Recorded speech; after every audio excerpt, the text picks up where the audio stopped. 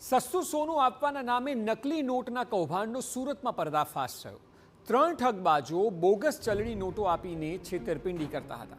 Original નોટના double કે 3 ગણા કરી આપવાની લાલચ આપતા આરોપીઓ પાસેથી પોટેન્શિયલ પરમેંગનેટના સોલ્યુશન અને કેમિકલ મળ્યા છે।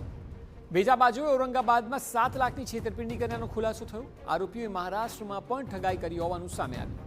3 આરોપીઓ પાસેથી 1 કરોડની નકલી નોટ જપ્ત કરવામાં આવી છે।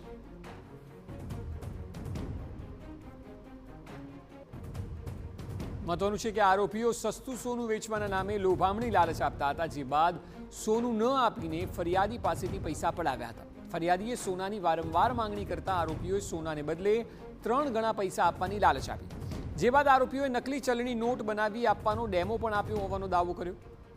ત્યારે સમગ્ર મામલે ફરિયાદીએ છેતરપિંડીની ફરિયાદ નોંધાવતા પોલીસે 3 ભેજાબાજોની ધરપકડ કરી 1 કરોડની બોગસ નોટ પણ જપ્ત કરી।